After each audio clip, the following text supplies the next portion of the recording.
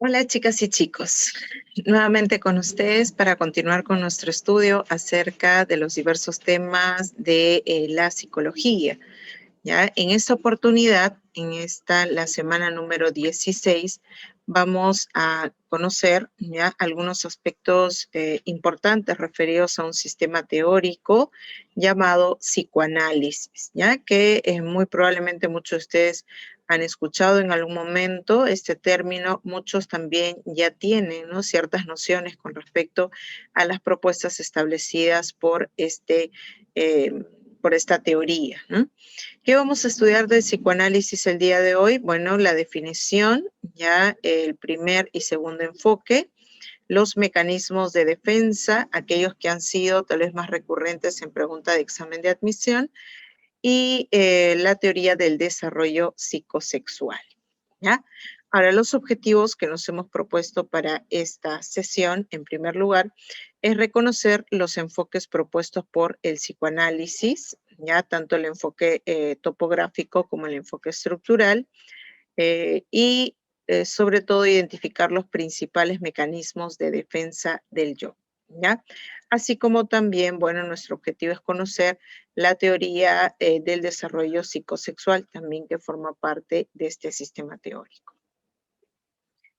Ahora, para hablar de psicoanálisis tenemos que tomar en cuenta algunos antecedentes importantes, ¿no? Que permitieron el surgimiento de este sistema teórico.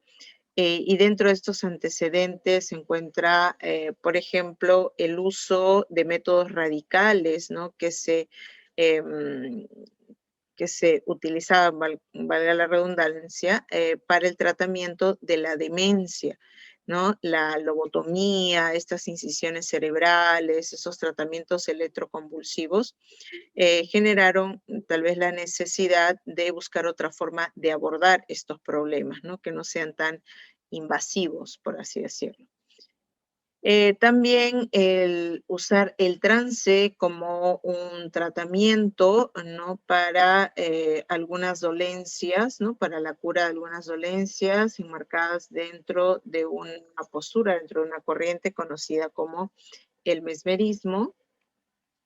También el surgimiento del término hipnosis, que fue acuñado en el año 1843 por James Bright.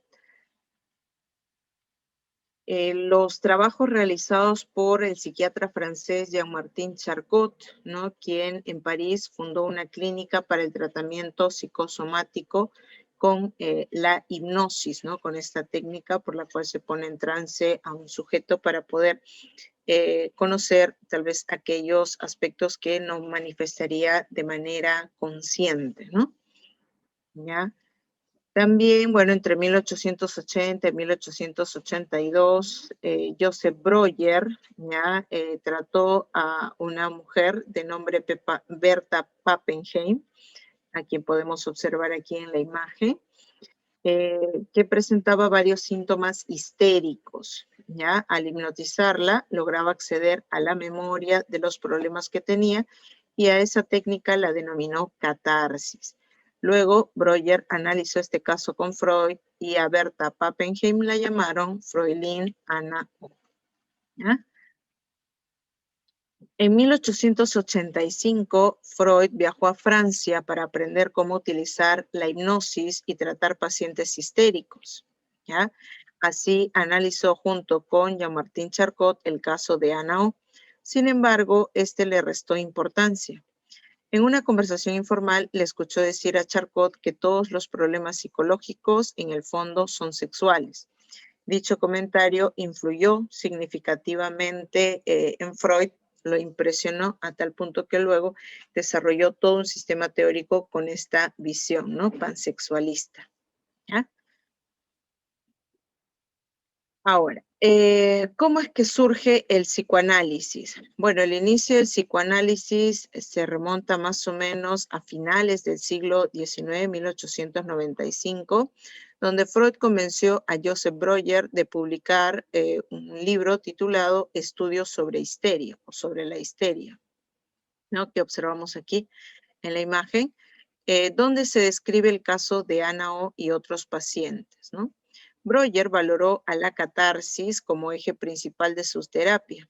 Freud creía que había algo más, ¿no?, en la relación paciente-terapeuta. Más tarde lo definió como transferencia y contratransferencia. Estos conceptos hacen referencia a aquel vínculo, aquella relación que puede establecerse entre el psiquiatra, entre el terapeuta y el paciente. La transferencia consiste en la dirección por parte del paciente hacia su terapeuta. O sea, el paciente dirige hacia el terapeuta ciertos afectos, ¿no? ¿Ya? Y la contratransferencia vendrían a ser los afectos que puede dirigir el terapeuta hacia el paciente, ¿no? Se han dado casos, por ejemplo, de pacientes que se han enamorado de sus terapeutas o pacientes que ven a sus terapeutas como un papá, como una mamá. Y lo propio sucede también con algunos terapeutas, ¿no? No en todos, pero sí se han dado casos de algunos terapeutas que ven a sus pacientes como sus hijos, y de pronto su objetividad al momento de tratar sus problemas puede verse afectado, ¿no? Entonces, esta interpretación ya le costó la ruptura de la amistad con Breuer. O sea, Freud, ya al plantear estos términos, estos conceptos de transferencia y contratransferencia, le generó muchos conflictos, ¿no?, con Breuer hasta que se rompió, ¿no?, su amistad. Bajo la influencia de Wilhelm Fleins, Freud le otorga importancia a las experiencias sexuales tempranas como causa de problemas psiquiátricos. Freud sostiene que la personalidad, la forma de ser del individuo está determinado por las experiencias sexuales infantiles, ¿ya? Y bueno, esa visión o esa idea en gran medida fue influenciada por este personaje, ¿no? Wilhelm Fleins. Ahora, el psicoanálisis es una teoría de la personalidad fundada por el neurólogo vienés Sigmund Freud, ya a inicios del siglo XX, más o menos, en la que propone que el centro de la personalidad o la forma de ser del sujeto es motivada por eventos intrapsíquicos cuya naturaleza es inconsciente. Para Freud, toda la actividad, ¿no?, o el comportamiento, la forma de ser del individuo está motivado, está impulsado, está orientado por aquellos contenidos alojados en el inconsciente, que ni el mismo sujeto se da cuenta de que están ahí, ¿ya? Pero que van a influir significativamente en su comportamiento, en su actuar. Ahora, Freud sostuvo que la principal influencia del comportamiento no proviene de fuerzas externas del organismo, sino que proceden de fuerzas inconscientes internas, ¿no?, que están en constante conflicto. Dentro de estas fuerzas internas pueden estar los instintos, pueden estar las pulsiones, pueden estar los deseos, pueden estar de pronto los anhelos, las necesidades que puede estar experimentando internamente el sujeto. Ahora es posible descubrir los motivos de la conducta mediante un análisis de ideas, sueños, errores y otros indicios conductuales, ¿no? Entonces, Freud decía que hay muchas formas en las cuales podemos acceder, ¿no? No en su totalidad, pero sí poder acceder a los contenidos que están alojados en lo más profundo de la mente, ¿no? Entonces, dentro de ellos están algunas ideas, bueno, los sueños, los errores o equivocaciones, e incluso ciertas acciones que va a llevar a cabo el sujeto. Ahora, ¿qué es el psicoanálisis, no? Cuando nosotros nos preguntan qué es el psicoanálisis, tenemos que tomar en cuenta que para Freud el psicoanálisis era la ciencia del inconsciente, ¿no? Bueno, esta definición es extraída del libro de Teorías de la Personalidad de DiCaprio. Ahora, además, hay que tomar en cuenta que el psicoanálisis no puede ser definido de una sola forma, sino que el psicoanálisis se puede definir de tres formas, ¿no? Como teoría de la personalidad, podemos definir el psicoanálisis como método de investigación y también como técnica psicoterapéutica, ¿ya? Como teoría de la personalidad, el psicoanálisis nos explica un conjunto de principios y conceptos que describen o pretenden describir y explicar cómo está estructurada la personalidad, ¿no? Cómo está constituida la forma de ser de cada sujeto. Para eso, Freud nos propone dos enfoques, dos esquemas o dos tópicas que luego vamos a desarrollar. Ahora, como método de investigación, el psicoanálisis se define como el conjunto de procedimientos orientados a conocer el inconsciente. ¿Ya? Dentro de estos métodos se utilizan algunas técnicas, dentro de las cuales está la hipnosis, que no fue creada por Freud, que fue adquirida o fue aprendida de Jean-Martin Charcot, y que se define como una técnica que induce a un estado de semiconsciencia en la que el sujeto recuerda experiencias que se han reprimido, ¿no? Experiencias que de forma consciente el sujeto no recuerda, no puede evocar. Entonces, para eso se induce a ese estado de semiconsciencia, se pone en trance al sujeto para que pueda recordar estas experiencias reprimidas. Y la asociación libre sí es una técnica creada por Freud que consiste en expresar sin discriminación todos los pensamientos que vienen a la mente, ya sea a partir de un elemento dado, ya sea al escuchar una palabra, un número o tal vez alguna imagen, ¿no? O alguna representación cualquiera, o ya sea de forma espontánea también, ¿no? Entonces, la asociación libre sí es una técnica propiamente psicoanalítica, por decirlo así, ¿no? En cambio, la hipnosis es una técnica más psiquiátrica, ¿no? Porque lo utilizaban ya otros médicos, además de Freud, ¿no? Ahora, como técnica psicoterapéutica, el psicoanálisis busca resolver problemas mentales enfocándose en el tratamiento de la neurosis, ¿no? También se abordaron algunos problemas vinculados a la psicosis, pero principalmente se trataron problemas neuróticos.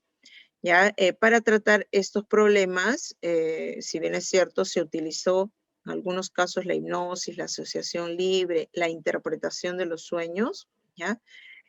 También se utilizaron otras técnicas como la abreacción, que según Laplanche es la descarga emocional afectiva por medio de la cual un individuo se libera del afecto, ¿no? Ligado al recuerdo de un acontecimiento traumático. ¿Ya? O sea, la reacción está más centrado en la reacción o la respuesta afectiva emocional del sujeto. Y también se puede utilizar o se utilizaba el método catártico, que se define como aquel método de psicoterapia en el que el efecto terapéutico buscado consiste en una purga, en una limpieza, ¿no? En una catarsis, ¿ya? Una descarga adecuada de los afectos patógenos, o sea, de aquellos afectos que pueden, bueno, que pueden afectar y dañar significativamente al sujeto, ¿no? Entonces, esas son las tres formas con las cuales podemos definir el psicoanálisis. Incluso hay una cuarta forma de definir el psicoanálisis, ¿no? Como una corriente psicológica también, ¿no? Que propone que la psicología debe abocarse al estudio del inconsciente. ¿Ya? Pero podríamos considerar esencialmente, ¿ya? Estas tres formas de definir, ¿ya? Al psicoanálisis, como teoría de la personalidad, como método de investigación y como técnica psicoterapéutica.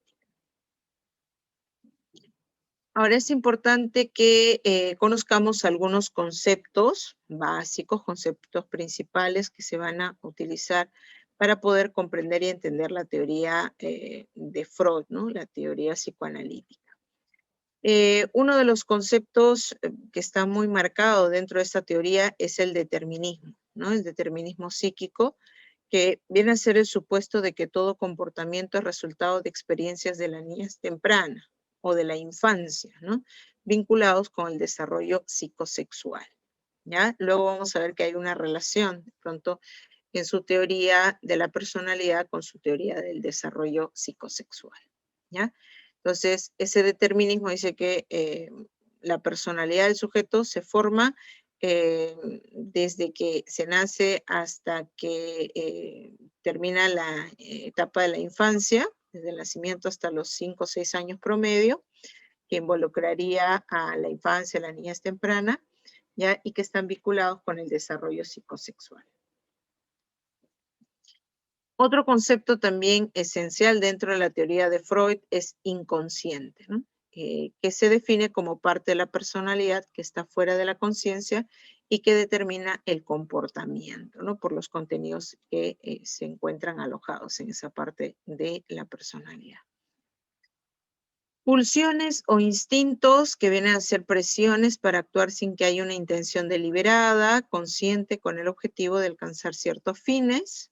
¿Ya? Estas pulsiones o instintos se expresan a través de la libido, que se traduce como deseo en latín, que es aquella energía de que disponen las pulsiones de vida, ¿no? Y puede pasar con facilidad por diferentes áreas de atención. También la energía agresiva o la pulsión de la muerte, ¿no? Que podrían estar vinculadas en todo caso con los instintos. El instinto erótico, ¿no? Vinculado a la libido, y tal vez el instinto tanático relacionado con esta energía agresiva, ¿no? Porque nos habla de pulsión de muerte. Ahora, la catexia se define como el proceso por el cual la energía libidinal, ¿no? Se vincula hacia una persona, una idea o tal vez una cosa, ¿no? Entonces, este deseo, esta energía que disponen las pulsiones de vida, se vincula hacia algún elemento de la realidad. Eso es la catexia. Los actos fallidos, o también llamadas parapraxias, vienen a ser actos en el cual no se obtiene resultado explícitamente perseguido, sino que se encuentra reemplazado por otro, ¿ya? Estos actos fallidos eran definidos por Freud como errores, ¿no? Equivocaciones que se cometían en determinadas situaciones y que manifestaban o expresaban contenidos inconscientes. Los sueños, soñar representa una forma de canalizar los deseos no realizados a través de la conciencia sin recurrir a los estímulos del cuerpo. Entonces, estas representaciones simbólicas que se van a elaborar mientras estamos durmiendo en estado inconsciente podrían ser también una manifestación de pulsiones, de instintos, de la libido o de la energía agresiva también, ¿no? La histeria conversiva, ¿no? Es un tipo de neurosis, un tipo de trastorno donde conflictos psíquicos se simbolizan en los más diversos síntomas corporales, ¿no? En otras palabras, la histeria conversiva es transformar un contenido inconsciente en una discapacidad física o en algún síntoma corporal. Parálisis, ceguera, sordera, mutismo, alergias, dolencias, ¿no? Que no tienen una explicación a nivel físico. Los procesos primarios de pensamiento, que son pensamientos infantiles, mediante el cual el ello, ¿no? Trata de satisfacer los impulsos instintivos, según Schultz, ¿no? Entonces, pensamiento infantil, pensamiento inmaduro, ¿no? Por el cual el ello busca tratar de satisfacer impulsos. En cambio, los procesos secundarios de pensamiento ya son aquellos procesos de pensamiento maduro que se requiere para lidiar racionalmente con el mundo exterior, ¿no? Que podríamos decir que están vinculados tal vez con el yo, ¿no? El yo, o en todo caso también podríamos ver la participación del superyo, porque ya se habla de pensamiento maduro. ¿Ya? Entonces, procesos primarios de pensamiento, pensamiento infantil, pensamiento inmaduro. Proceso secundario de pensamiento, pensamiento maduro, ¿no? Que se requiere para lidiar racionalmente. Entonces, pensamiento racional que permite lidiar e interactuar con el mundo exterior. Esos serían algunos conceptos principales que también se tienen que tomar en cuenta para entender de mejor forma la teoría psicoanalítica. Ahora, como teoría de la personalidad, Freud nos va a explicar cómo está constituida este sistema que somos cada uno de nosotros en base a dos enfoques, ¿no? Su primer enfoque es conocido como el enfoque topográfico y en él nos explica la existencia de 3 niveles de la conciencia, también llamadas capas, ¿no? Estratos, planos, áreas, regiones, territorios mentales, ¿ya? Que va a explicar utilizando una analogía, ¿no? La analogía del iceberg, ¿ya? Entonces, Freud dice que en nuestra mente hay una parte que es fácilmente observable, que está en la superficie del mar, ¿no? Que es accesible para el sujeto, que es pequeña, pero importante porque nos permite darnos cuenta de qué es lo que está sucediendo aquí y ahora, en nuestro presente, ¿ya? A esa parte le llamó consciente, ¿no? Que es el resultado de la estimulación externa o de experiencias internas revividas, o sea, lo que recordamos, ¿no?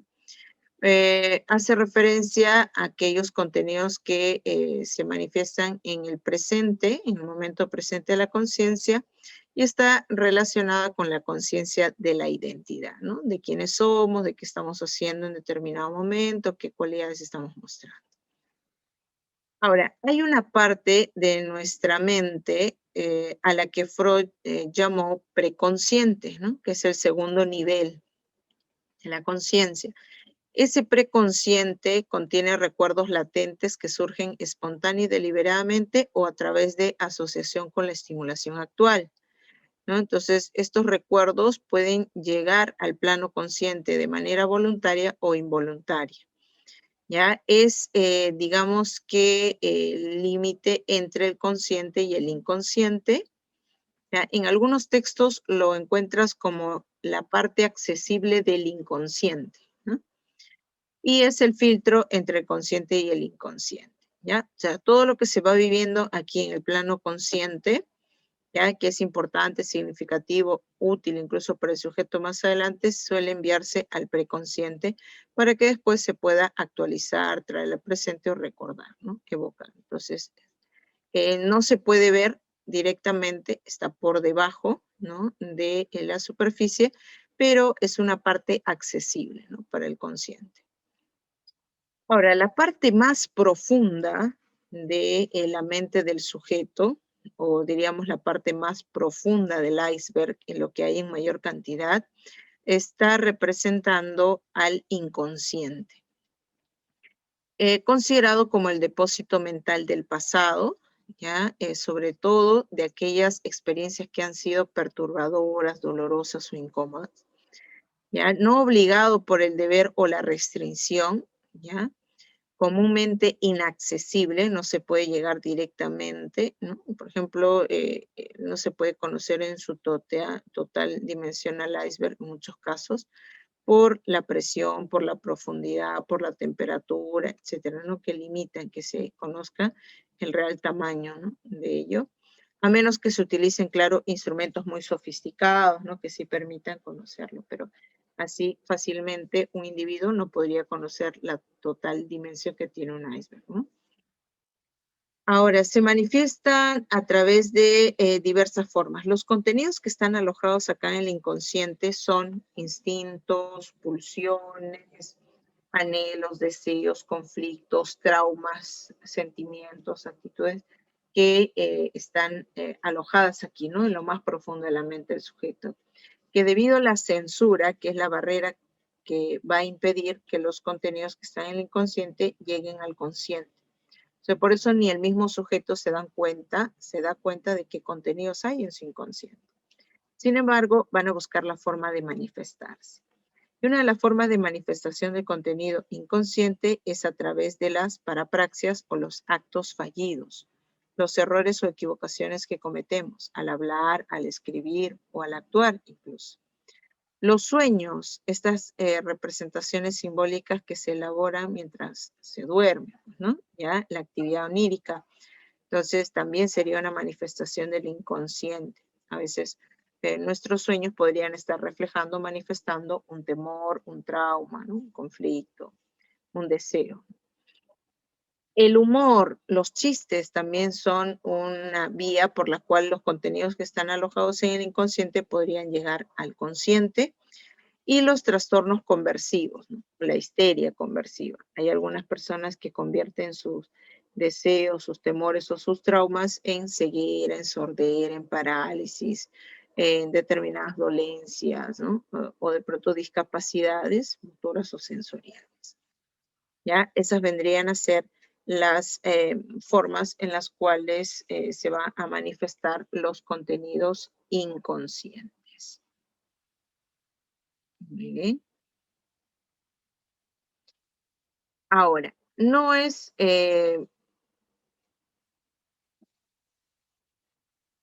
la única forma de entender o de explicar, ¿no? Cómo está estructurada la personalidad. Este fue el primer enfoque, ¿no? Freud nos hablaba de un consciente, de un preconsciente, de un inconsciente. Pero él quería explicar que la personalidad es dinámica, que la personalidad está en constante actividad, en constante dinamismo, impulsado por estas fuerzas alojadas en el inconsciente. Y como que con este primer enfoque no se observa ese dinamismo que Freud quería explicar acerca de la personalidad. Es por eso que decide elaborar un segundo enfoque, al cual se le conoce como el enfoque estructural, donde ya no nos va a hablar de instancias, de niveles, de capas, de planos o de estratos mentales. Aquí nos va a hablar de fuerzas o de agentes mentales. ¿Ya? Dentro de estos agentes encontramos en un primer momento al id, o también llamado ello, ¿ya? Considerada como la parte primitiva de la psique, ¿ya? Es la parte de nuestra mente con la cual venimos al mundo, ¿ya? Por eso está compuesto de instintos psicobiológicos heredados, ¿ya? Es considerada también la fuente de energía psíquica, ¿no? De la realidad psíquica verdadera. Es lo que realmente impulsa, dirige y orienta la actividad del sujeto. Funciona conforme al principio del placer, ¿ya? Que le permite reducir la tensión, la ansiedad o de pronto las necesidades que pueda estar experimentando en determinado momento. Controla la acción refleja y se caracteriza por procesos primarios de pensamiento, ¿no? Pensamientos infantiles, inmaduros, que se dejan llevar por necesidades, por requerimientos. Y se caracteriza porque es el único agente 100% inconsciente. En el ello encontramos los instintos de vida, eróticos, y los instintos de muerte, tanáticos, que impulsan al sujeto a cuidar, ¿no? De pronto de su vida, mantenerse con vida. Y también hay impulsos que lo impulsan hacia la destrucción o incluso la autodestrucción. ¿Ya? Entonces, el ello está presente en el sujeto desde antes de nacer, ya desde que eras un feto, ¿no? Probablemente predominaba, ¿no? Tu ello y buscaba siempre satisfacer, ¿no? Tus necesidades, tus demandas y garantizar tu supervivencia. Por ejemplo, un feto, si una madre no se alimenta, ¿no? Correctamente, tomando en cuenta que está gestando, y de pronto hay un descuido en su alimentación, el feto comienza a absorber las reservas, los nutrientes que tiene la madre. Al feto no le interesa si la mamá se va a desnutrir, se va a descalcificar o van a haber algunos problemas. O sea, es egoísta, o sea, piensa en sí mismo, nada más en lo que requiere, lo que necesita, ¿no? Entonces, eso vendría a ser algunas cualidades del id o del ello. Recuerda que es el agente egoísta, instintivo, libidinal, amoral, porque no se rige por normas o reglas morales, ¿ya? Y bueno, va a primar por los primeros meses de vida, ¿no? Del sujeto, ¿ya? Más o menos desde antes de nacer hasta el año y medio, 2 años de vida, más o menos, se encuentra el id o el ello solito, ¿ya? Ahora, alrededor de los 3 años aproximadamente, se va a adquirir al segundo agente mental, al que Freud llamó ego o yo. Este agente se caracteriza porque sirve y a su vez controla al id, ¿no? O sea, sirve al id o al ello porque en muchas ocasiones busca satisfacer necesidades, demandas o requerimientos de este agente, pero también en ocasiones lo controla. Tampoco es que hace siempre lo que el ello demanda o exige, ¿no? En algunas ocasiones sí, ¿no? Se muestra servicial y en otros casos se muestra controlador o regulador de las demandas del yo. Es el administrador de la personalidad porque el ego, el yo, es el agente lógico, es el agente racional, es el agente que utiliza el lenguaje para poder comunicarse con el entorno, para satisfacer un conjunto de necesidades y demandas de una manera correcta, ¿no? De una manera adecuada. Ahora utiliza las facultades psicobiológicas, distingue entre lo objetivo y lo que es subjetivo, porque es el agente realista, el agente racional, ¿no? Obedece al principio de la realidad.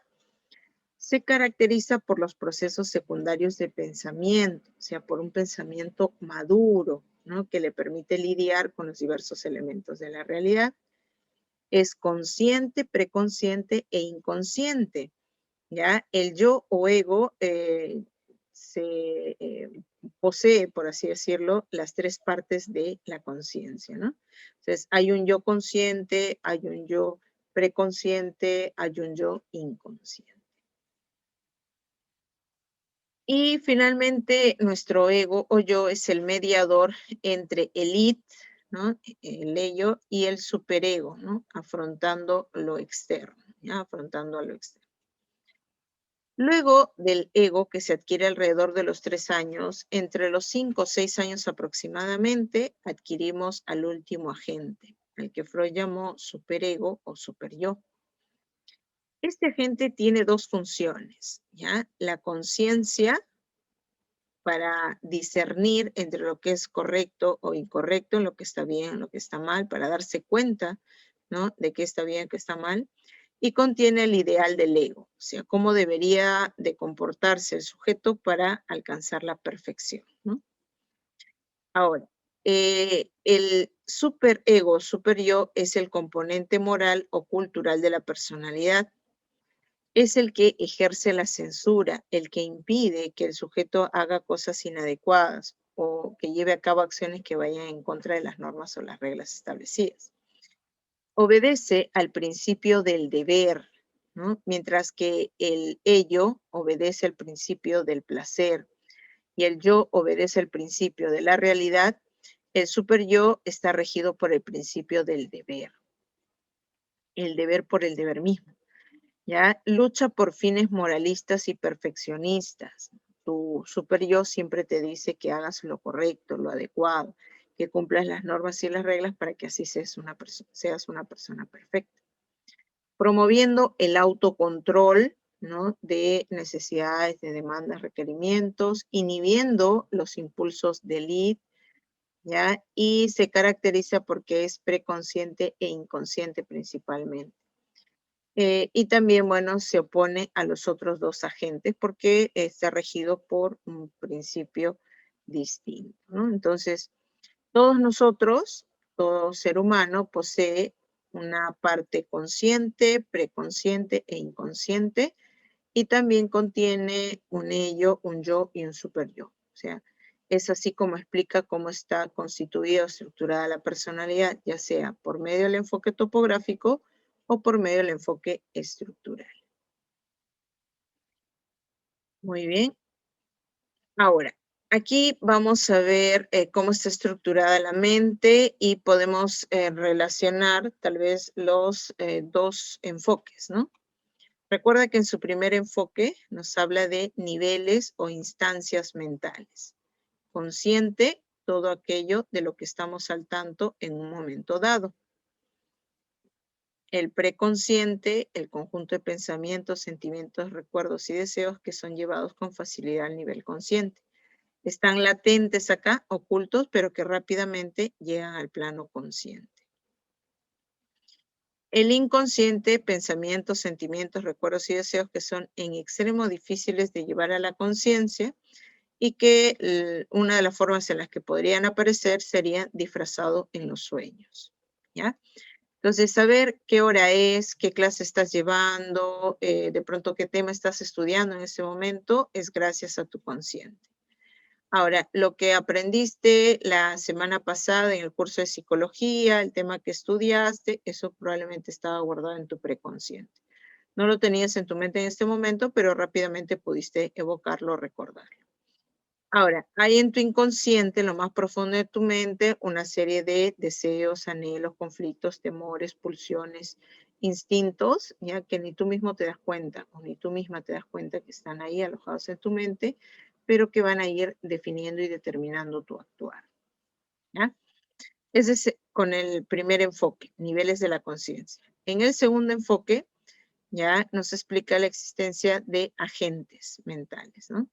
Dentro de los cuales el ello es el agente, el primer agente, ya considerado como la fuente de energía de Eros y Tánatos, los instintos de vida y muerte, el cual busca la gratificación inmediata de acuerdo con el principio del placer, ¿no? Ahora, el segundo agente es el yo, ¿no? Que es considerado como el brazo ejecutivo de la personalidad que busca resolver el conflicto continuo entre el ello y el superyo, siguiendo el principio de la realidad, ¿ya? Al no poder enfrentar, ¿no? o superar este conflicto en la realidad, el yo en su parte inconsciente va a utilizar un conjunto de mecanismos, ¿no? de estrategias llamadas mecanismos de defensa. Entonces, es el yo, pero el yo inconsciente el que va a utilizar estos mecanismos, ¿ya? Y finalmente está el superyo, ¿ya? El superyo, que es la estructura moralista e idealista que consta de la conciencia, que castiga el comportamiento que viola a las reglas de la sociedad, y el yo ideal, ¿no? Que recompensa el comportamiento que satisface las expectativas idealistas, ¿ya? Entonces, así es como se relacionan o se vinculan los dos enfoques, ¿no? El enfoque topográfico y el enfoque estructural. Ahora, la relación entre los tres subsistemas, entre el ello, yo y superyo. Bueno, el primero es que el objetivo de la psique es la reducción de la tensión que proviene de la búsqueda del placer. Esta energía proviene del ello, ¿ya? Lo primero que busca hacer nuestra psique o nuestra mente es reducir la tensión que proviene de las demandas del ello, ¿no? Por la búsqueda de placer, ¿ya? Ahora, el yo se va a encargar de mediar las exigencias que operan en el ello, el superyo y la realidad. Ser el mediador que va a ir evaluando cuál de los agentes se va a satisfacer y de pronto qué exigencias, ¿no? se le puede imponer a cada uno de estos agentes. El superyo, al derivarse del yo, hace las veces de freno moral o contrafuerza de las preocupaciones prácticas de este último, con lo que se establece una serie de directrices que definen y limitan la flexibilidad del yo, ¿no? Entonces eso hay que tomarlo en cuenta.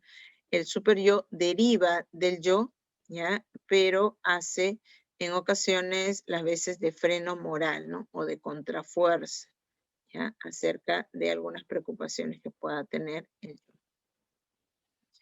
Y ciertas partes significativas del yo y del superyo pueden permanecer en un estado inconsciente. De hecho, normalmente son inconscientes. Esto significa que la persona ignora todo lo relacionado con sus contenidos y que se requiere un considerable esfuerzo para adquirir conciencia de ellos, ¿no? Generalmente esto se debe por el transcurrir del tiempo, el paso de los años, ¿no? En el cual puede haber eh, pueden alojarse, ¿no? en el inconsciente, ¿ya? Y no manifestarse o aflorar en determinadas situaciones. Ahora, acabamos de decir que el yo, ¿no? Es el agente, es el brazo ejecutivo, es el que va a decidir qué se hace, qué no se hace, qué agente va a ser satisfecho o no. Ahora hay ocasiones donde el conflicto o la posición entre el ello, ¿no? lo que deseo hacer, y el super yo, lo que debo hacer, es tan opuesto, tan antagónica, que de no manejarlo adecuadamente puede llevar a que el sujeto sufra de un trastorno, ¿no? Porque pueda de pronto sufrir de niveles elevados de tensión, de ansiedad, de angustia. Entonces hay la necesidad de aliviar esa tensión, de aliviar esa angustia. ¿Y cómo la aliviamos? De manera natural, con participación de nuestro yo inconsciente. Los mecanismos de defensa son estrategias elaboradas por el ego o por el yo contra las fuerzas opresoras del id, del superego y de la realidad externa. ¿Ya? El propósito principal de los mecanismos de defensa es reducir la ansiedad. ¿ya? Entonces, aquí, por ejemplo, vemos un mecanismo de defensa, ¿ya? Un jovencito le pregunta al amigo cómo le fue en su entrevista, a lo que el amigo responde, no me dieron el puesto, ¿no? Pero lejos de sentirse mal porque no le han otorgado el puesto de trabajo, manifiesta que tampoco lo quería tanto porque suele ser un trabajo muy aburrido, muy rutinario, ¿no? Entonces, ante la negativa de un empleo, ¿ya? El sujeto manifiesta que es mejor, ¿no? Porque así ya no va a tener que trabajar tantas horas o tal vez se presenta una oportunidad mejor, etcétera, ¿no? Pero ahí que se está haciendo, se está justificando, ¿ya? Se está argumentando mediante algunas situaciones lógicas o válidas ya el hecho de que no haya sido aceptado en el empleo, ¿no? Entonces fui a una entrevista de trabajo, ya no me dieron el empleo, pero yo no digo qué pena, qué mal, ¿no? Me voy a tirar a morir porque no me han dado trabajo, sino utilizo el mecanismo de defensa de que es mejor así. Ahora voy a tener más tiempo para prepararme, tal vez para postular a una carrera, una profesión mucho más compleja, o tal vez voy a trabajar, voy a juntar mi dinero para luego poder estudiar, ¿no? Etcétera. Entonces, eso ya depende de cómo el sujeto enfrenta diversas situaciones generadoras de tensión. El mecanismo al cual se está haciendo referencia en la imagen es a la racionalización. Pero además de la racionalización, hay otro mecanismo, ¿no? Que algunos consideran como la madre de todos los mecanismos de defensa, que es la represión. La represión consiste en prevenir que los pensamientos dolorosos o peligrosos entren en la conciencia y lo afecten, ¿no? Entonces, la represión sería enviar al inconsciente, sacar de la conciencia la experiencia por ser muy dolorosa, muy perturbadora, ¿no? Muy peligrosa incluso, y enviarla al inconsciente para que permanezca ahí oculta, ¿no? Por mucho tiempo, ¿ya? Entonces, la represión, en pocas palabras, podríamos decir que es olvidar experiencias perturbadoras y dolorosas, ¿no? Incluso peligrosas. La proyección es aquel mecanismo por el cual vemos nuestros propios defectos en los demás, ¿no?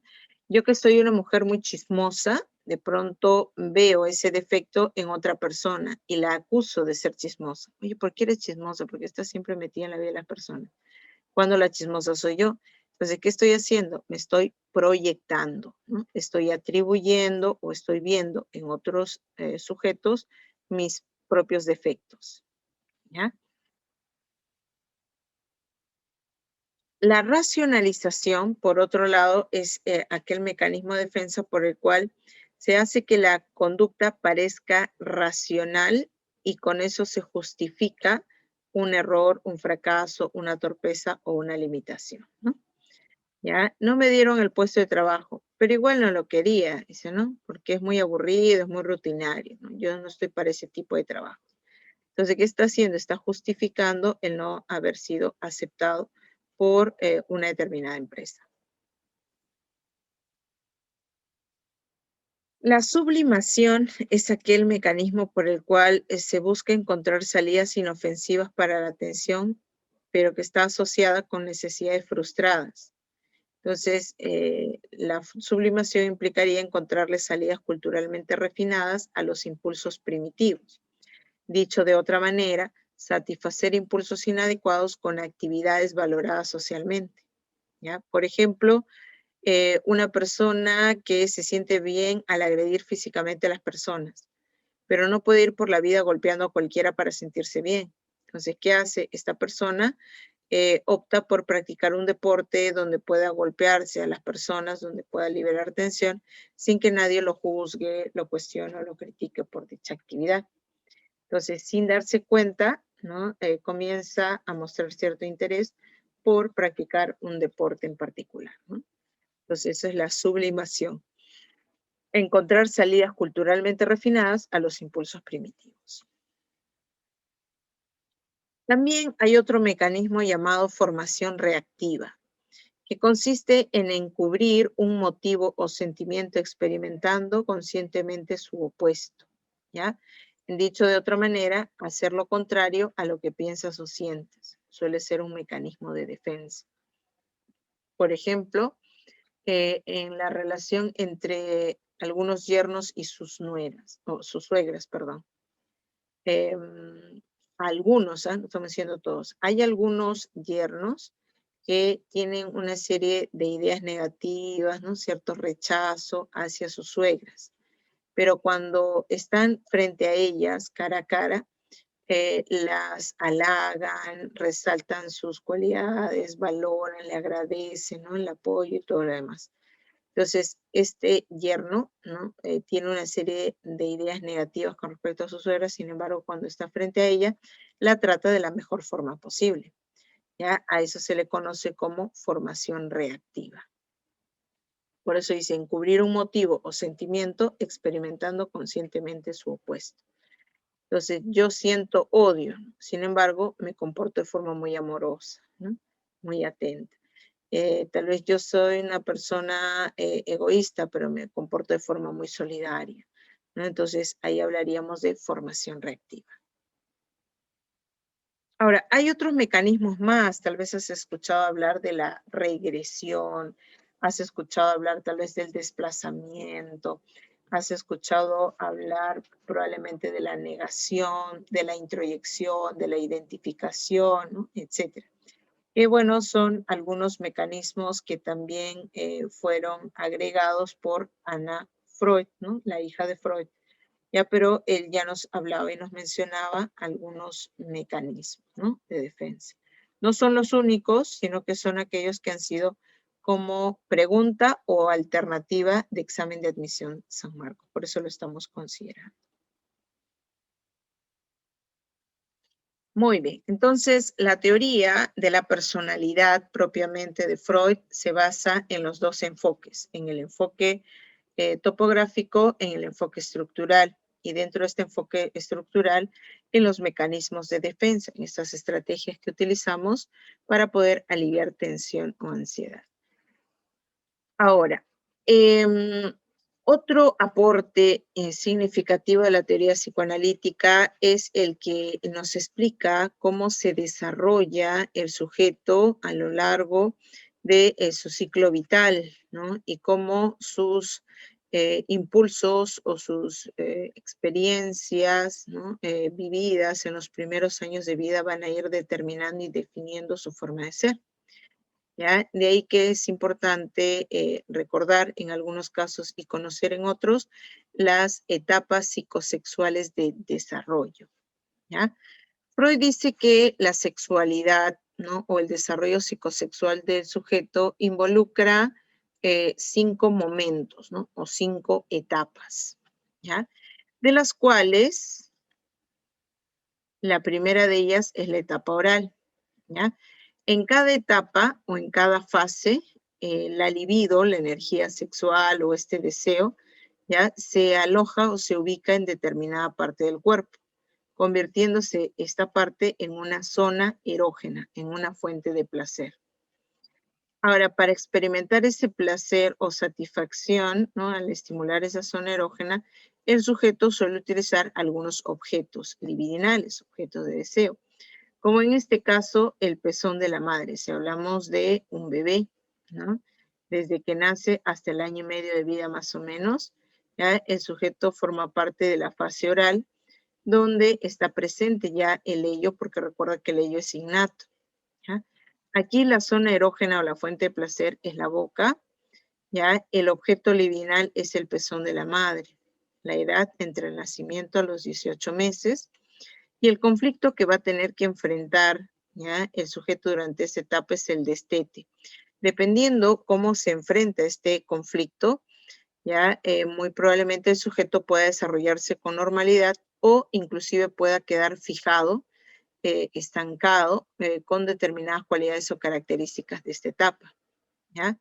Entonces, la fijación viene a ser aquel conjunto de cualidades o de pronto de comportamientos rígidos que muestra el sujeto porque no enfrentó adecuadamente los conflictos, ¿no? En determinada etapa psicosexual.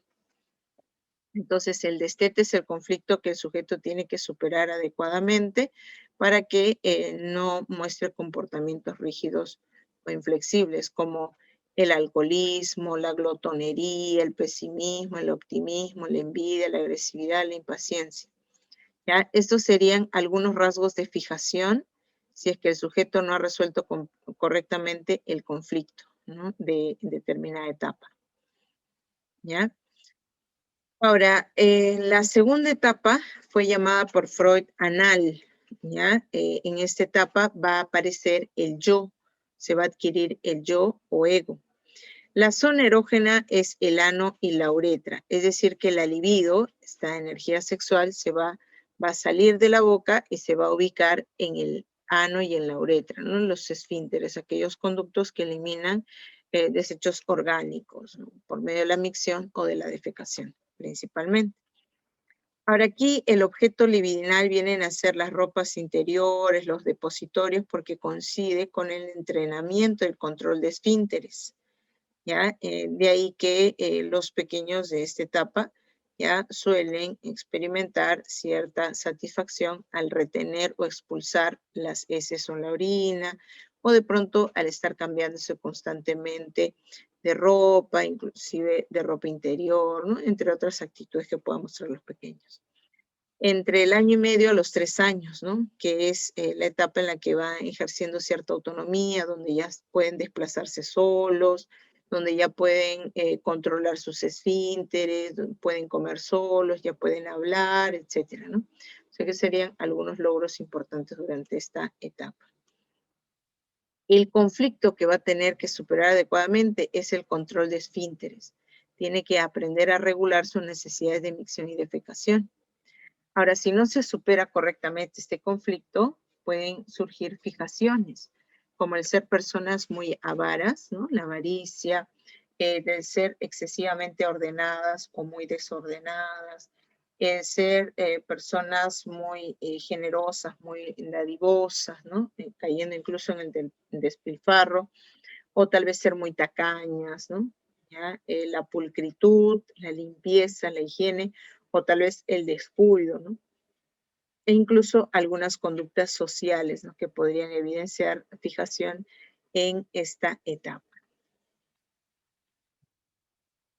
La cuarta etapa vendría a ser la etapa la tercera etapa vendría a ser la etapa fálica, que es aquella etapa donde se desarrolla el superyo, el agente moralizador. Esta etapa es denominada fálica porque proviene de falo, ¿no? Que es el genital masculino. Aquí la zona erógena es el pene en los niños y el clítoris en las niñas.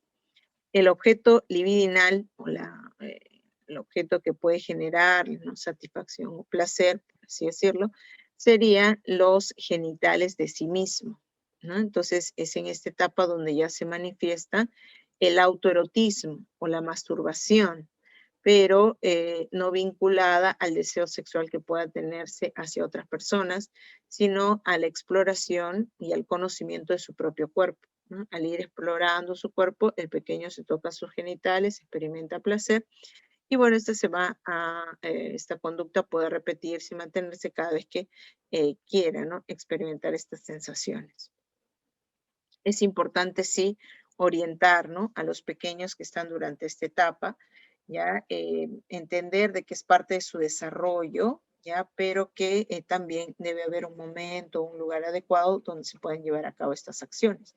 Tampoco es que se puede dejar, ¿no?, de manera libre, ¿no?, el llevar a cabo esta conducta de tocar sus genitales, por ejemplo, ¿no?, a vista y paciencia de cualquier persona, en cualquier momento, en cualquier lugar. No, tiene que haber también hay una orientación con respecto al cómo actuar. Esta etapa se da entre los 3 a los 5 o 6 años, ¿ya? Y aquí tiene que resolver como conflicto los famosos complejos, ¿no?, y conductas autoeróticas. Aquí, en la etapa fálica, dice Freud, surge el deseo sexual del niño hacia personas del sexo opuesto y de la niña también, o sea, personas del sexo opuesto. Ahora, como son nuestros padres las personas del sexo opuesto con las cuales interactuamos constantemente, surge, ¿no?, ese deseo sexual, según Freud, del niño hacia la madre y de la niña hacia el padre, a lo que le denominó complejo de Edipo en los niños y complejo de Edipo negativo en las niñas. pero que posteriormente sería llamada complejo de Electra, ¿no? Entonces, el complejo de Edipo y el complejo de Electra, que vienen a ser el deseo sexual que siente el niño por la mamá y la niña por el papá, ¿no? Se lleva a cabo en la etapa fálica. ¿Qué pasa si no se supera, ¿no? Estos complejos, estas conductas autoeróticas? Bueno, el sujeto va a tener algunos rasgos de fijación como identificación sexual, ¿no? Con determinado modelo, terquedad, vanidad, coquetería, egoísmo, moralismo, etcétera, ¿no? Ya puede ser promiscuidad también, puede ser odio de sí mismo, ¿no? Ya, o de pronto castidad, ¿no? Entonces, que serían algunas manifestaciones de fijación en esta etapa, en la etapa fálica. Entre los 6 a los 11 o 12 años, el sujeto ingresa a la escuela primaria. Al ingresar a la escuela primaria tiene que adquirir una serie de instrumentos, de herramientas, de capacidades y de habilidades que le permitan adaptarse a su vida futura, ¿no? O de pronto a su vida más adelante. Entonces, en esta etapa, la preocupación, el interés está más centrado en su aprendizaje, en su buen comportamiento, en su aceptación por parte del entorno, y la libido se inhibe, ¿no? Aquí en la etapa, en la cuarta etapa llamada latencia, Freud dice que no hay zona erógena, no hay objeto libidinal, no hay conflicto, ¿ya? Porque, bueno, el niño está más preocupado por mostrar su responsabilidad y por su aprendizaje que por sus deseos o satisfacciones sexuales. Ahora, ¿cuándo vuelve a manifestarse la libido? ¿No? O después de cuánto tiempo es que nuevamente surge la zona erógena, el objeto libidinal, etc. Eso se da en la etapa de la adolescencia, ¿no? Como de pronto en la etapa de la pubertad. A esta última etapa Freud le llamó genital, ¿ya? Y es aquella donde la libido sigue en el pene y en el clítoris, ¿no? Del sujeto, pero ya no experimenta placer sexual con sus propios genitales o al tocar sus propios genitales, sino estableciendo un contacto íntimo con otra persona, los genitales del otro, ¿no? ¿Ya? Entonces, es en esta etapa donde el sujeto comienza a establecer relaciones sexuales maduras, donde ya comienza a establecerse esta intimidad, ¿no? ¿Ya? Que también requiere de orientación por las consecuencias que pueda tener el iniciar la vida sexual activa, pero que ya se manifiesta desde esta etapa. Aquí no hay conflictos, ¿ya? Y tampoco fijaciones. Lo que sí habrían serían algunos rasgos o cualidades de cómo se ha enfrentado las primeras 3 etapas. O sea, si puedes notar, las fijaciones se dan en las 3 primeras etapas, desde que se nace hasta que se cumple 5 o 6 años, que abarcaría la infancia, ¿no? Entonces, estos 6 primeros años son determinantes en el comportamiento futuro del sujeto. De acuerdo a cómo van enfrentando, superando los conflictos, ¿ya? Van a ir mostrando ciertas cualidades o características, ¿ya? Entonces, hasta ahí nos vamos a quedar con respecto a bueno, a las teorías, a los enfoques que forman parte del sistema psicoanalítico, que es muy amplio, pero que hemos tratado de sintetizar para que, bueno, se tenga herramientas necesarias para resolver una pregunta de examen de admisión si está referida con esta teoría, ¿no? Que en varias oportunidades ha sido pregunta de examen, ¿no? En algunos casos ha venido como teoría psicoanalítica y en otros casos ha venido como parte de los enfoques o de las escuelas psicológicas también, por eso es importante tomarlo en cuenta. Chicos, entonces revisen el material, de pronto busquen información también, no se conformen con lo que se les brinda a veces en clase porque el tiempo es muy mezquino, es muy limitado. Entonces hay que seguir investigando, hay que seguir buscando información y si en ese proceso surgen dudas o consultas, ¿no? Se pueden plantear oportunamente, ¿no? Por los diversos canales que se plantean, ¿ya? Que se han propuesto dentro de este ciclo. ¿Ya, chicos?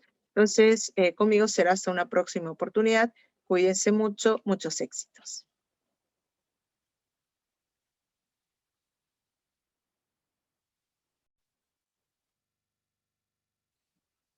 Bueno, chicas y chicos, luego de haber estudiado el tema de psicoanálisis, pasamos a continuación a la resolución de la práctica dirigida, ¿ya? Esperando que, bueno, tus respuestas hayan coincidido también con las respuestas que se van a plantear a continuación, ¿ya?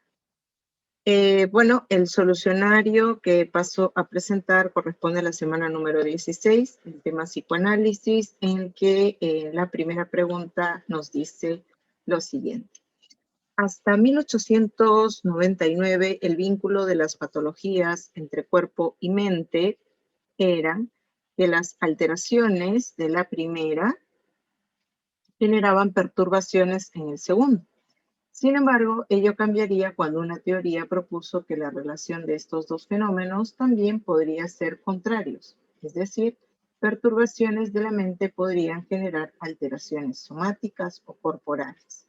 Dicha teoría se denominaba, bueno, por las alternativas, ¿no?, que se nos está planteando y también, ¿no?, tomando en cuenta el año al cual se hace mención. Estamos hablando que hasta 1899 se creía que aquellas anomalías o afecciones que sufría el cuerpo afectaban, ¿no?, significativamente a la mente.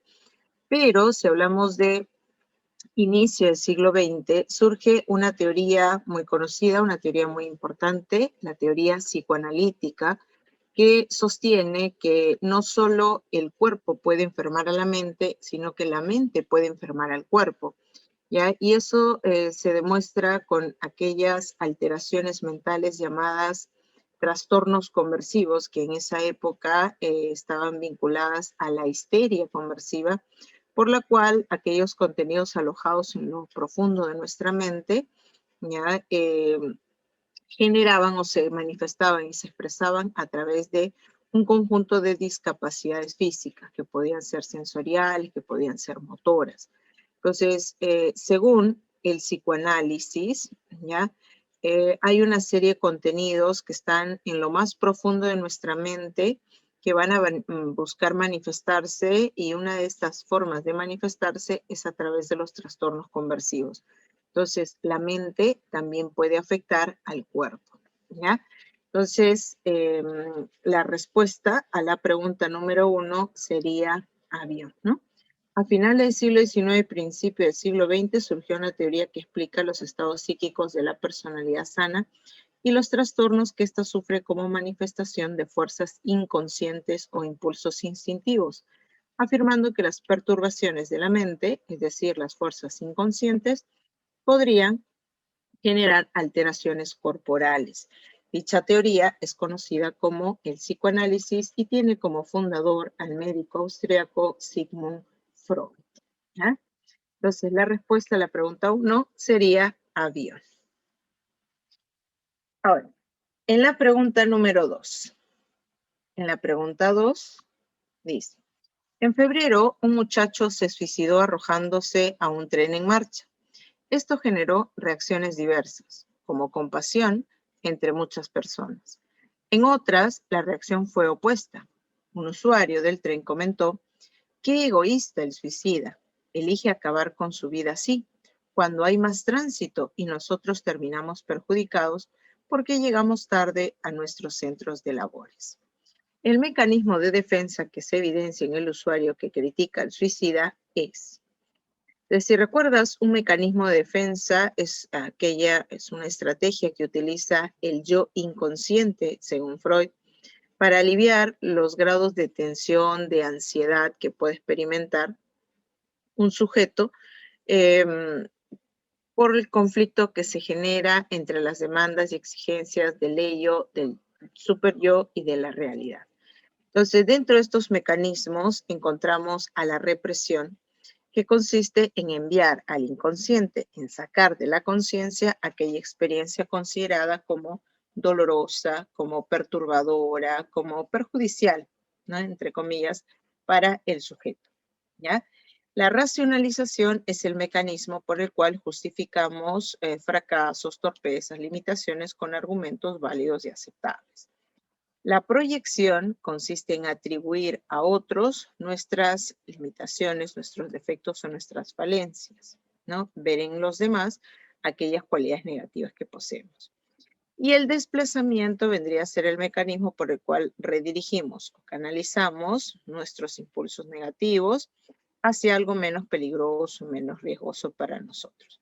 Entonces, tomando en cuenta las definiciones, ¿no?, y las características de cada uno de estos mecanismos, aquel que se expresa en una persona que manifiesta que la persona que se quitó la vida es egoísta, ¿no?, porque lo hizo en un tiempo en el que las personas tienen que llegar rápidamente a su trabajo y eso les va a generar una demanda.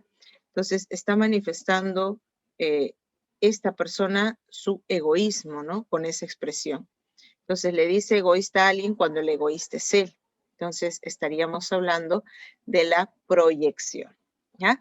Según Freud, el inconsciente maneja una serie de acciones u operaciones que le permite aliviar la angustia que produce el conflicto entre el ello, el superyo y la realidad, denominadas mecanismos de defensa, dentro de los cuales se encuentra la proyección, que consiste en atribuir a otros individuos cualidades que le pertenecen a uno mismo.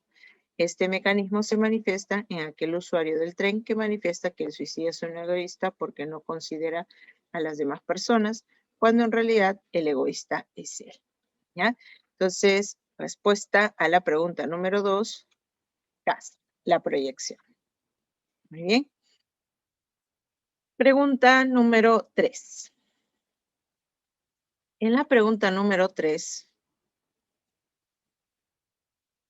dice, el dicho, cuídate de las aguas mansas, que de las bravas me cuido yo, hace referencia a que muchas personas pueden parecer bondadosas, muy buenas, pero en el fondo ser muy perversas, ¿no?, malignas. Entonces, ello es porque el buen comportamiento es en realidad una de sus deseos inconscientes. Aquí nuevamente encontramos un enunciado que se vincula con los mecanismos de defensa, ¿no? Y eso lo podemos notar por las alternativas que se nos propone. Entonces, la sublimación es un mecanismo de defensa por el cual se busca satisfacer aquellos impulsos inaceptables con actividades socialmente valoradas, ¿no?, o aceptadas. ¿Ya? Aquí no estamos viendo una persona que busque satisfacer un impulso con una actividad socialmente aceptada. La formación reactiva consiste en hacer lo contrario, ¿no?, o mostrar comportamientos o cualidades contrarias a las que pensamos o sentimos, ¿ya? De ahí que este mecanismo estaría relacionado directamente con el enunciado, porque dice que el buen comportamiento en realidad podría ser, ¿ya?, una formación reactiva de sus deseos inconscientes. Una persona que se muestra bondadosa cuando en realidad es perversa, ¿no? Entonces, aquí hablaríamos de la formación reactiva, ya que el desplazamiento es redirigir, ¿no?, nuestros impulsos inadecuados hacia algo menos peligroso para nosotros, y la represión, enviar al inconsciente u olvidar experiencias perturbadoras y dolorosas. Entonces, otro mecanismo de defensa propuesto por el psicoanálisis es la formación reactiva, que consiste en presentar la emoción o el comportamiento opuesto a aquellos que se mantienen en realidad y que son inaceptables para la persona. ¿Ya? Introducción a la psiquiatría de Sainsbury, que vendría a ser el libro del cual se ha extraído esta pequeña definición. ¿Ya? Una persona como mecanismo de defensa muestra un comportamiento opuesto al que realmente posee o de pronto como piensa o como se siente. ¿Ya? Bueno, esta imagen refleja justamente ese mecanismo de defensa, ¿no? A veces esa expresión de una imagen vale más que 1000 palabras, evidenciaría justo eso, ¿no? O la hipocresía, decían algunos chicos, ¿no?, relacionados a la formación reactiva. Muy bien, pregunta 4 entonces. En la pregunta 4 dice, Eduardo escucha que su novia le dice al despedirse, no quisiera que te vayas. Entonces su mente entra en un conflicto sobre qué quiere decir ella. Por un lado piensa, qué dulce, quiere seguir platicando. Pero luego otra parte de sí le dice, está insinuando que pasemos la noche juntos. Estas dudas le hacen titubear en cómo proceder, si decirle que podrían mensajearse el resto del día o invitarla a ir a un hotel. Al final decide contestarle yo también. Sobre ello, ¿es correcto afirmar? A. La primera interpretación del mensaje es orientada por el ello. La primera interpretación del mensaje es qué dulce, quiere seguir platicando, ¿no? Entonces, el pensar que es dulce, que quiere seguir platicando, que quiere seguir estableciendo una conversación, ¿no? Un diálogo, estará orientada por el ello. Recuerda que el ello es el agente que está regido por el principio del placer, que busca satisfacer necesidades, demandas, sin tomar en cuenta el entorno, que suele mostrarse egoísta, ¿no? Entonces, en este caso, no evidenciaría, ¿no? Digamos que orientación del ello. Podríamos decir más una orientación del yo, probablemente del agente realista, ¿no? Del agente lógico, racional, ¿no? Entonces, la alternativa A, utilizando aquí las herramientas de esta plataforma, sería considerado incorrecto, ¿ya? Ahora, la alternativa B. El ello le inclina a hacerle una propuesta de ir al hotel, ¿no? Entonces, esa propuesta de ir al hotel, ya, para poder así satisfacer sus deseos, sus instintos, en todo caso sexuales, sí podría estar orientado por el ello, ¿no? Por el agente instintivo, libidinal, ¿no? Por el agente que está regido por el principio del placer. Entonces, podríamos decir que esta sería la respuesta. Ahora, en la alternativa C dice el yo o ego no ha intervenido en su actuar. Bueno, descartamos esa alternativa porque sí hay participación del yo o del ego cuando al final decide contestarle. Recuerda que el yo o el ego es el agente que tiene la última palabra y decide qué se hace o qué no se hace. Y la alternativa D dice el principio del deber y censura gobierna exclusivamente su aparato psíquico. No, pues aquí vamos a ver participación de los tres agentes. Del ello, la participación del yo, ¿no? E incluso podríamos de manera implícita ver la manifestación de su superior, ¿no? Ya, pero principalmente del yo y del ego. Entonces, el principio del deber y la censura gobierna exclusivamente su aparato psíquico, no. Ya habría también, digamos que participación y gobierno o influencia de los otros agentes. Entonces, tomando en cuenta ello, diríamos que la respuesta a la pregunta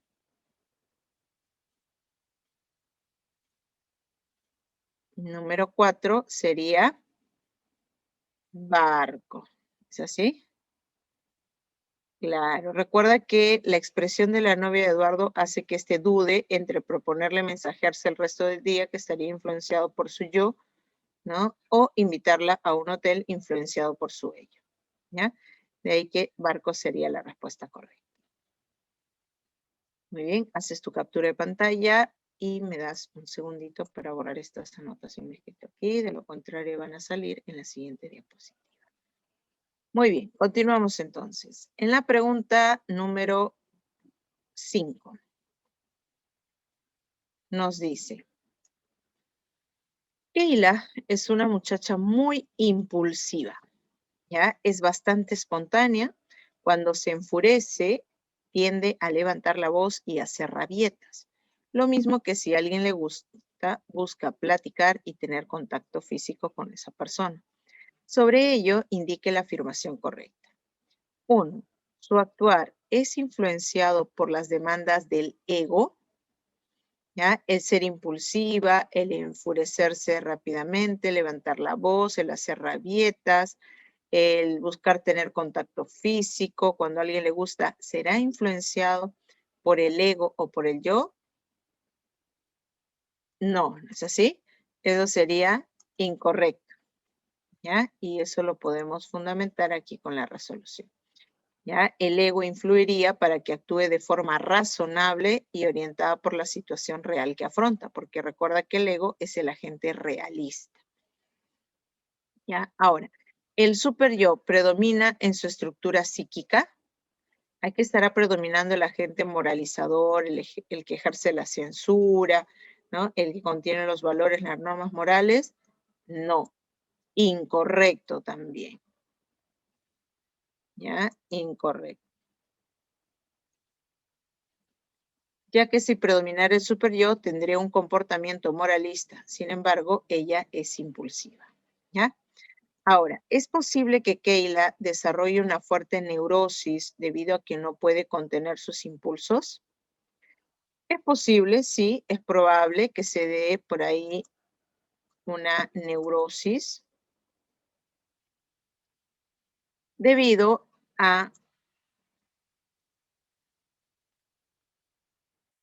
debido al, digamos que las tendencias, ¿no? Que hay y que pueden haber afectado, ¿no? A su yo o su ego, ¿ya? Por ende, generar por ahí, ¿ya? Algún desorden o alguna afección, ¿no? En su personalidad.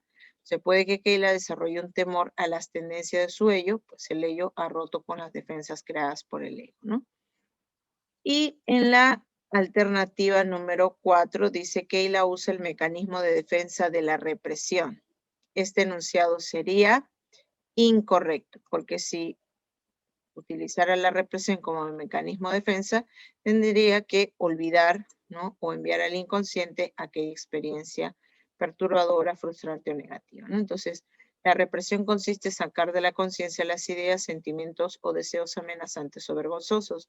Y eso no se evidencia aquí. Por el contrario, aquí hay una manifestación de estos contenidos inconscientes.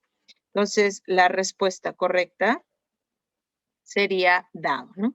Solo la 3 sería la afirmación correcta. Muy bien, puedes hacer tu captura de pantalla para pasar a la siguiente pregunta. Mientras tanto, voy borrando por aquí las anotaciones. Muy bien.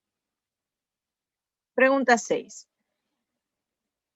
Señale las expresiones del inconsciente y elija la secuencia de enunciados correctos. Recuerda que el inconsciente es el almacén de aquellos contenidos que son inaccesibles, ¿no? Al plano consciente, pero que van a buscar la forma de expresarse o manifestarse. Dentro de estas manifestaciones del inconsciente encontramos a los trastornos conversivos, ¿no? Que vienen a ser aquellas alteraciones, aquellos trastornos propiamente neuróticos, eh, por los cuales se convierte o se transforma un contenido inconsciente en una discapacidad física o en algún problema que pueda afectar corporalmente al sujeto, como por ejemplo parálisis, alergia, ceguera, sordera y otros males, ¿no? Que son llamados psicosomatizaciones, ¿no? Somato, cuerpo, psico, mental. Entonces, son manifestaciones mentales que se expresan con ciertas dolencias o problemas corporales del inconsciente. ¿Ya? Entonces, en este caso, la alternativa 1 sería correcta. ¿Ya? En el caso de que la ceguera, sordera o alergias no tengan una causa orgánica, según el psicoanálisis, podría ser síntomas conversivos o psicosomatizaciones. ¿Ya? Entonces, la primera alternativa correcta. La segunda, ¿el error o equivocación intencional es una de sus manifestaciones? O sea, una manifestación del inconsciente viene a ser el error o equivocación intencional. No. En todo caso, sería un error o una equivocación sin intención, porque recuerda que los contenidos que están alojados en el inconsciente se van a expresar y se van a manifestar de forma involuntaria, sobre la que el sujeto no ejerce un control intencional. Entonces, la alternativa 2 sería incorrecto, ya que los actos fallidos, las parapraxias que vienen a ser errores o equivocaciones, se llevan a cabo sin que exista intención de la persona que las comete. Alternativa 3. El chiste se condensa e interpreta a través de algunos mecanismos de defensa. Otra manifestación o expresión del inconsciente viene a ser el humor, ¿no? O los chistes, ¿ya? Con los cuales se podrían estar manifestando también algunos contenidos, ¿no? alojados en el inconsciente, entonces podrían condensarse e interpretarse a través de algunos mecanismos de defensa. Para Freud existe una relación entre el chiste y el inconsciente al condensar de forma sustitutiva una frase. ¿Ya? Y finalmente las imágenes oníricas, ¿no? Los sueños son una radiografía de nuestro inconsciente. Esa afirmación sería correcta. Freud consideraba que parte del inconsciente estaba siempre activo a través de los sueños y que los sueños expresan los principios funcionales del inconsciente. Para Freud, los sueños vienen a ser la vía regia para acceder al inconsciente. Bueno, él sostuvo que los sueños son un reflejo alucinatorio de deseos y por consecuencia una vía privilegiada de acceso al inconsciente. Muy bien, entonces la respuesta en la pregunta 6 sería casa, ¿no? 1, 3 y 4. Bien, captura de pantalla para pasar a la pregunta número 7. En la pregunta 7 dice sobre el psicoanálisis, indique la afirmación correcta. 1. Fue iniciada por el médico austriaco Sigmund Freud.